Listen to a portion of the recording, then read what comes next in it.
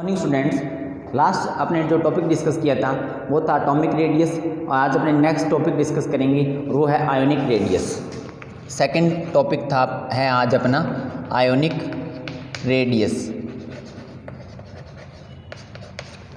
Ionic radius तो देखो, जो एटॉमिक रेडियस था वो क्या था? Distance between nucleus and outer most shell of electron.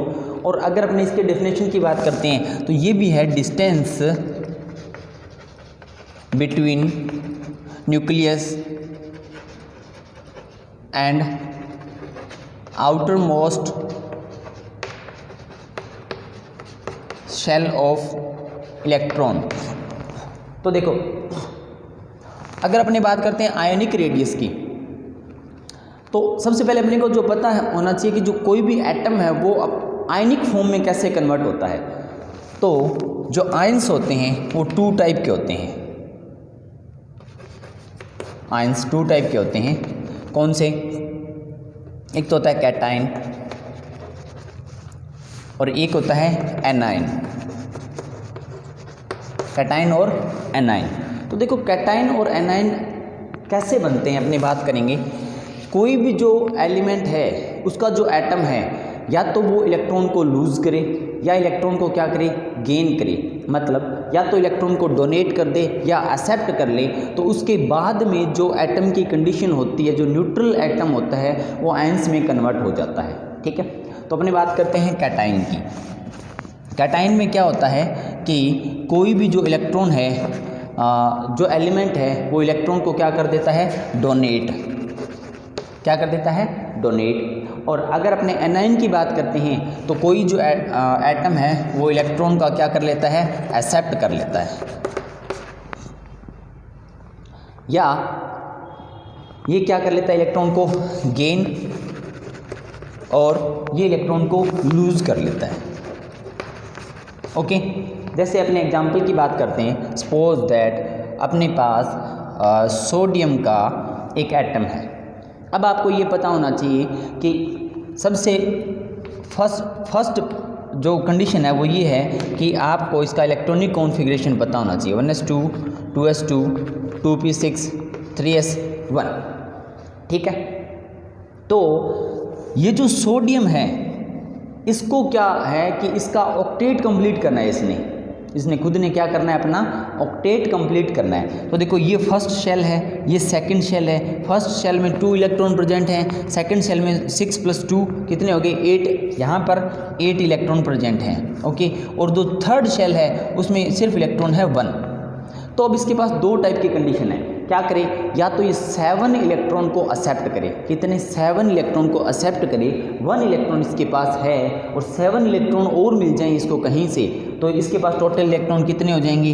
8। Okay, और इसको चाहिए कितने? +7 चाहिए। ओके, और या दूसरी कंडीशन ये होती है कि ये जो एक इलेक्ट्रॉन इसका एक्स्ट्रा है ये क्या कर दे? इसको यहाँ से रिमूव कर दे, हटा दे। आउटर मोस्ट सेल जो है वहाँ से उसको लूज़ कर दे या इसको डोनेट कर दे। तो अब क्या होगा? ये इलेक्ट्रॉन सबसे जो थर्ड सेल है उसकी बात करते हैं अपने, उसमें कितने इलेक्ट्रॉन प्रेजेंट है? 1 इलेक्ट्रॉन। उसको अगर ये यहाँ से रिमूव कर देता है तो उसका जो आउटर मोस्ट सेल ये बन जाता है और इसमें इलेक्ट्रॉन कितने प्रेजेंट हैं? 8 इलेक्ट्रॉन। तो अब इसके पास दो कंडीशन थी। एक तो ये कंडीशन थी कि इसने 1 इलेक्ट्रॉन को रिमूव कर दिया और दूसरी ये कंडीशन थी इसने 7 इलेक्ट्रॉन को एक्सेप्ट कर लिया। अब इसमें जो ईजी कंडीशन होती है उस टाइप से जो एटम है वो बिहेव करता है। तो देखो, 7 इलेक्ट्रॉन एक्सेप्ट करना ये थोड़ी जो काम है ये मुश्किल है। ठीक है, और इसके लिए ये क्या करेगा कि 1 इलेक्ट्रॉन है इसको क्या कर दे? रिमूव कर दे। ये जो प्रोसेस है ये थोड़ा इजी होता है। तो जब इसके पास क्या होगा कि इस 1 इलेक्ट्रॉन को रिमूव कर देगा तो Na के ऊपर चार्ज आ जाएगा +1। ठीक है, अब बात करते हैं जैसे सपोज दैट कि मेरे पास क्लोरीन का एटम है। क्या है? क्लोरीन का एक एटम प्रेजेंट है। तो इसका electronic configuration 1s2 2s2 2p6 3s2 3p5 ये होता है। तो देखो, फर्स्ट जो है उसमें 2 इलेक्ट्रॉन प्रेजेंट हैं फर्स्ट शेल में। सेकंड शेल ये है उसमें 6 + 2 कितने होगी? 8 इलेक्ट्रॉन प्रेजेंट है। थर्ड जो शेल है उसमें 5 + 2 कितने इलेक्ट्रॉन प्रेजेंट हैं? 7 इलेक्ट्रॉन यहाँ पर इसके पास प्रेजेंट हैं। तो अब ये क्या करेगा कि भाई इसमें भी दो कंडीशन है, सबसे लास्ट शेल को कंप्लीट करना है, तो ऑक्टेट कंप्लीट करना है। ऑक्टेट का मतलब क्या होना चाहिए कि जो आउटर मोस्ट शेल है उसमें टोटल नंबर ऑफ इलेक्ट्रॉन 8 होने चाहिए। कितने होने चाहिए? Total number of electron 8। तो ये क्या करेगा कि या तो 1 इलेक्ट्रॉन को एक्सेप्ट कर ले, ओके, गेन कर ले, और या क्या करेगा 7 के 7 इलेक्ट्रॉन रिमूव कर दे। तो देखो 7 इलेक्ट्रॉन रिमूव करना, ये फिर जैसे इसमें कंडीशन थी कि 7 इलेक्ट्रॉन को एक्सेप्ट करना, वो वाली कंडीशन आ जाती है। मतलब ये जो प्रोसेस है ये टफ है, तो इसके लिए इजी प्रोसेस क्या है कि ये 1 इलेक्ट्रॉन को क्या कर ले? गेन कर ले। तो जब ये 1 इलेक्ट्रॉन को गेन करेगा तो क्या होगा? इसके पास टोटल इलेक्ट्रॉन हो जाएंगे 8 आउटर मोस्ट सेल में। तो अगर क्लोरीन था, इसने 1 इलेक्ट्रॉन गेन कर लिया, इसके ऊपर चार्ज आ जाएगा -1। तो अब जो Na+1 और Cl-1 जो अपना बना है, ये क्या है? आयंस है। और ये जो आयन है वो क्या है? एक टाइप का कैटाइन है। और ये जो आयन है वो क्या है? एक टाइप का एनाइन है। अभी तक अपने को ये पता चला कि कैटाइन और एनाइन क्या होते हैं और किस टाइप से ये बनते हैं। अब बात करते हैं अपने आयोनिक रेडियस की। किसकी बात करते हैं? आयोनिक रेडियस की। तो देखो आयनिक रेडियस क्या होगा कि ऐसे जो भी कंपाउंड है ना जो आयनिक फॉर्म में प्रेजेंट होते हैं, क्या उनका जो बॉन्ड है वो आयनिक होगा, तो उनकी जो रेडियस होगी वो क्या होगी? आयनिक रेडियस अपने उसको बोलेंगे। अब इसकी डेफिनेशन भी यही होती है, difference between nucleus and outer most shell of electron. Okay, तो अगर अपने देखते हैं ये मेरे पास एक कोई भी एटम है, ओके, और दूसरा एटम मेरे पास ये है, इसका ये न्यूक्लियस है, ये आउटर मोस्ट सेल है। तो देखो ये जो है ये इसकी रेडियस है और यहाँ से लेकर ये है, ये इसकी रेडियस है। अब यहाँ पर मैंने क्या किया है कि एक एटम का जो साइज़ है वो तो बनाया स्मॉल और दूसरे को बनाया है बिग, ठीक है। तो रेडियस क्या होती है? रेडियस ये होती है, अगर अपनी बात करते हैं तो न्यूक्लियस और आउटर मोस्ट सेल के इलेक्ट्रॉन के बीच का जो डिफरेंस होता है वो रेडियस होती है। अब ये जो रेडियस आपको दिखाई दे रही है ये तो है रेडियस ऑफ कैटाइन। क्या है? Radius of cation. और ये जो रेडियस आपको यहाँ पर दिख रही है ये है रेडियस ऑफ एनाइन। अब आपको देखो ये पता करना है कि जो कैटाइन है उसका साइज जो होता है वो स्मॉल होता है और एनाइन का साइज क्या होता है? बिग होता है। इसका रीजन पता करना है। देखो मैंने कैटाइन को छोटा बनाया है, जैसे आपने अगर मान लें ये किसका आयन है? सोडियम का, और ये किसका आयन है? क्लोराइड आयन है। ओके, तो सोडियम क्लोराइड जब एक एटम या वो उस मॉलिक्यूल की फॉर्म में आता है तो उसकी जो अब ये रेडियस होगी, सोडियम का साइज़ क्या होता है? स्मॉल, और क्लोरीन का साइज़ क्या होता है? बिग होता है। अब बात सोडियम और क्लोरीन की नहीं है, बात ये है कि कैटाइन जो है ना उसका साइज़ स्मॉल होता है और एनाइन का साइज़ क्या होता है? बिग होता है। देखो कैसे होता है, अपनी बात करते हैं। मेरे पास था सोडियम में टोटल इलेक्ट्रॉन और प्रोटॉन अपने को पता होना चाहिए। नंबर ऑफ इलेक्ट्रॉन होते हैं 11 और नंबर ऑफ प्रोटॉन होते हैं 11।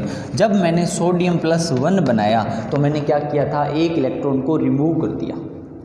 ओके, एक इलेक्ट्रॉन को क्या कर दिया था अपनों ने? रिमूव कर दिया। तो मेरे पास इलेक्ट्रॉन कितने रह गए? 10, और प्रोटॉन कितने रह गए? 11। एक तो कंडीशन नहीं है, ठीक है। अब यहाँ पर क्या हुआ कि प्रोटॉन जो होते हैं वो आपको पता है वो कहाँ पर प्रेजेंट होते हैं? न्यूक्लियस में। तो पहले क्या हो रहा था कि जैसे अगर मैं एटम की बात करता हूँ सोडियम की, यहाँ पर प्लस के कितने हैं? 11, और बाहर देख मैं अलग अलग नहीं बना रहा, बाहर मैं इकट्ठे ही बता रहा हूँ। माइनस के भी कितने थे? 11। तो जो इनका जो फोर्स ऑफ अट्रैक्शन था वो इक्वल था। अब क्या हुआ कि जो इलेक्ट्रॉन है वो कितने रह गए? 10, और प्रोटॉन कितने हो गए? इलेक्ट्रॉन रह गए 10 और प्रोटॉन तो कितने ही हैं? प्रोटॉन में कोई चेंज नहीं हुआ, 11। तो अब ये जो 11 प्रोटॉन 10 इलेक्ट्रॉन को क्या कर रहे हैं? अट्रैक्ट कर रहे हैं। तो ये क्या करेंगे? उसका जो फोर्स ऑफ अट्रैक्शन है वो थोड़ा सा इंक्रीज हो जाता है। तब ये क्या होता है कि जो एटम का जो साइज होता है वो थोड़ा सा क्या हो जाएगा? स्मॉल हो जाएगा। क्योंकि पहले तो क्या था कि 11 तो क्या थे अपने पास? प्रोटॉन, और 11 ही क्या थे? इलेक्ट्रॉन। तो उन पे जो फोर्स ऑफ अट्रैक्शन था वो इक्वल लग रहा था। अब क्या हो गया कि प्रोटॉन तो अपने पास प्रेजेंट हैं 11 सॉरी, और इलेक्ट्रॉन कितने हो गए 10। तो अब इनका क्या हो गया, फोर्स ऑफ अट्रैक्शन बढ़ गया। तो जस्ट जहाँ भी फोर्स ऑफ अट्रैक्शन इंक्रीज हो जाता है तो जो एटम का साइज होता है वो क्या हो जाता है, डिक्रीज हो जाता है। ओके, और अगर मैं बात करता हूँ क्लोरीन की, तो देखो क्लोरीन में क्या हुआ था, ये न्यूक्लियस और ये क्या था, आउटर मोस्ट सेल। क्लोरीन में 17 तो पॉजिटिव हैं, 17 पॉजिटिव जैसे अपने बना लेते हैं क्लोरीन का, 17 इलेक्ट्रॉन और 17 क्या है, प्रोटॉन, ठीक है। और अगर मैंने Cl नेगेटिव बनाया था, अगर आपको ध्यान है अपनों ने क्या बनाया था, Cl नेगेटिव अगर अपनों ने बनाया था तो उसमें क्या हुआ था, एक इलेक्ट्रॉन एक्स्ट्रा हो गया था और प्रोटॉन कितने थे, 17 ही थे, ठीक है। तो यहाँ पर क्या हुआ, अगर अपने एटम की बात करते हैं, ये न्यूक्लियस या मैंने आउटर मोस्ट सेल, इसमें मेरे पास 17 पॉजिटिव है और पहले मेरे पास 17 ही क्या थे, नेगेटिव थे। ओके, अब क्या हुआ कि जब क्लोरीन आयन की फॉर्मेशन हुई, क्लोरीन एनायन की फॉर्म में कन्वर्ट हुआ, तो यहाँ पर जो इलेक्ट्रॉन थे वो कितने हो गए, 18। इलेक्ट्रॉन कितने हो गए, 18 हो गए। अब क्या हुआ, अब आपको पता है कि एक जो सेल है उसमें आउटर मोस्ट सेल में पहले सबसे आउटर मोस्ट सेल है उसमें 8 इलेक्ट्रॉन थे, ठीक है, और 7 इलेक्ट्रॉन थे, अब कितने हो गए, 8 हो गए, जैसे मैंने आपको बताया था थोड़ी देर पहले। तो यहाँ पर क्या होता है, जो इलेक्ट्रॉन है, सभी इलेक्ट्रॉन पर कौन सा चार्ज होता है, नेगेटिव चार्ज होता है। तो एक इलेक्ट्रॉन दूसरे इलेक्ट्रॉन को क्या करने लग जाता है, रिपल्शन करने लग जाता है, मतलब इनके बीच में जो फोर्स लगता है वो कौन सा लगता है, रिपल्शन फोर्स लगता है। तो इससे क्या होता है कि ये जो आउटर मोस्ट सेल के जो इलेक्ट्रॉन हैं वो थोड़े थोड़े क्या होते हैं, थोड़े से आउट हो जाते हैं, मतलब थोड़े से इनका जो साइज है वो दूर चले जाते हैं, क्योंकि रिपल्शन जब होता है तो वो एक दूसरे से मैक्सिमम डिस्टेंस पर रहने का प्रयास करते हैं। तो वो जो आउटर मोस्ट सेल है वो क्या हुआ, थोड़ा सा इंक्रीज हो गया। तो नंबर ऑफ इलेक्ट्रॉन के इंक्रीज होने से आउटर मोस्ट सेल का जो साइज है वो भी क्या हो गया, इंक्रीज हो गया। तो अब अपने ये बता सकते हैं कि जो क्लोरीन होता है या जो एनायन होता है उसका साइज़ तो बिग होता है और जो कैटायन होता है उसका साइज़ क्या होता है, स्मॉल होता है। तो ये अपनी आयनिक रेडियस की अपने यहाँ पर टॉपिक हो गया कंप्लीट। अब अपने नेक्स्ट टॉपिक स्टार्ट करने जा रहे हैं और वो टॉपिक है आयोनाइजेशन एंथैल्पी या ionisation energy. Third point, ionisation enthalpy या आयोनाइजेशन एनर्जी। देखते हैं क्या होता है। देखो ये जो अब अपने टॉपिक डिस्कस कर रहे हैं ये कंटिन्यू आपने इस टाइप से ही पढ़ने हैं, ऐसे नहीं कि पहले आयोनाइजेशन एनर्जी पढ़ लिया फिर आप एटॉमिक रेडियस पढ़ रहे हो। कंटिन्यू इनमें एक दूसरे के बीच में रिलेशन भी है। थर्ड टॉपिक है अपना आयोनाइजेशन एनर्जी या आयोनाइजेशन एंथैल्पी। आयोनाइजेशन एनर्जी या ionisation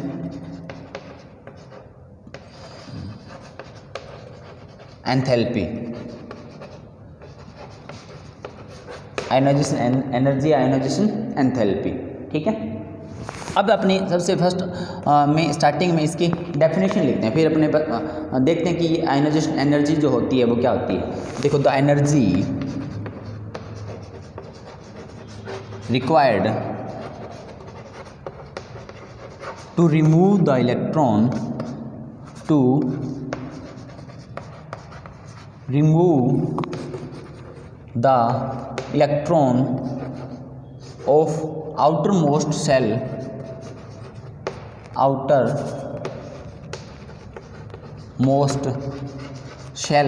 of an isolated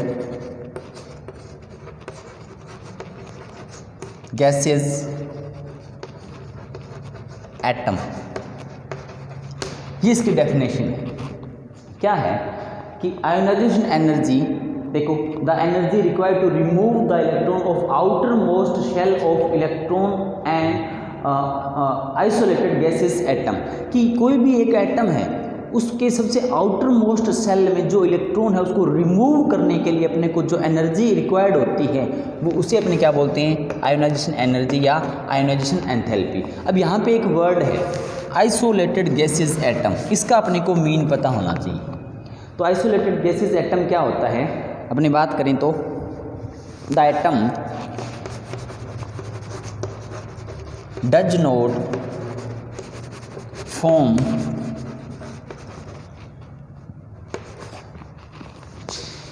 bond with another atom.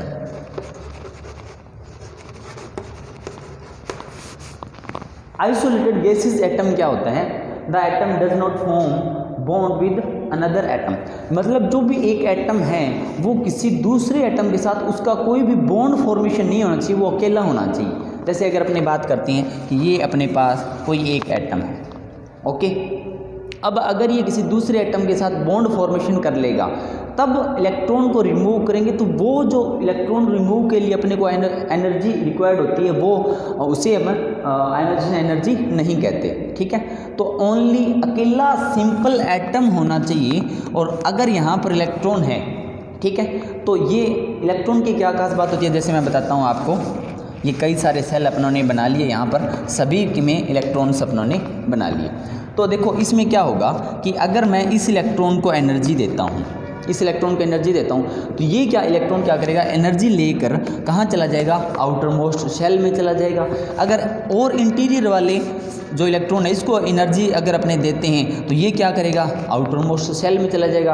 अगर सबसे आउटर मोस्ट शेल में जो इलेक्ट्रॉन है इसको अगर अपने एनर्जी देंगे तो ये क्या करेगा, एनर्जी लेकर इलेक्ट्रॉन क्या होगा, यहाँ से आउट हो जाएगा, रिमूव हो जाएगा। और ये जो एक एटम था, जो न्यूट्रल एटम था, वो एक सॉरी वो क्या होगा, एक एटम जो है वो एक आयन की फॉर्म में कन्वर्ट हो जाएगा। आयन की फॉर्म में कैसे कि इस इलेक्ट्रॉन को अपनों ने एनर्जी दी और ये एनर्जी ली इसने, और ये क्या हुआ कि यहाँ से आउट हो गया, तो मतलब रिमूव हो गया। तो रिमूविंग ऑफ इलेक्ट्रॉन से जो भी अगर आयन्स की फॉर्मेशन होती है, अभी अब थोड़ी देर पहले अपनों ने बात की थी, तो जो आयन होता है वो कौन सा आयन होता है, कैटाइन। कैटाइन क्या करता है, इलेक्ट्रॉन को रिमूव कर देता है, या इलेक्ट्रॉन को क्या कर देता है, डोनेट कर देता है। तो जब अपने किसी भी एटम के आउटर मोस्ट शेल के इलेक्ट्रॉन को एनर्जी देंगे तो वो एनर्जी लेकर वो कहाँ चला जाएगा, इस शेल से ही कहाँ चला जाएगा, बाहर की तरफ चला जाएगा। ओके, मतलब ये जो एटम है इससे क्या हो जाएगा, रिमूव हो जाएगा। तो किसका फॉर्मेशन हो जाएगा, कैटाइन का फॉर्मेशन हो जाएगा। तो ये जो एनर्जी है, ये एनर्जी जो अपने इसको दे रहे हैं, किसको, इस इलेक्ट्रॉन को, तो ये इलेक्ट्रॉन एनर्जी लेगा और बाहर चला जाएगा। ये जो एनर्जी है इसको बोलते हैं क्या, आयोनाइजेशन एनर्जी, आयोनाइजेशन एंथैल्पी, ठीक है। अब देखते हैं अपने कि ये जो आयोनाइजेशन एनर्जी, आयोनाइजेशन एंथैल्पी होती है, इसका वेरिएशन चेक करेंगे अपने किस में, पीरियड और ग्रुप्स में। तो अपने चेक करते हैं कि आयोनाइजेशन एनर्जी एंथैल्पी होती है वो ग्रुप और पीरियड में किस टाइप से वेरिएशन शो करती है, ठीक है।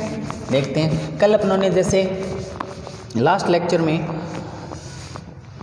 एटॉमिक रेडियस डिस्कस किया था, तो सबसे फर्स्ट पॉइंट बात करते हैं अपने वेरिएशन इन पीरियड्स।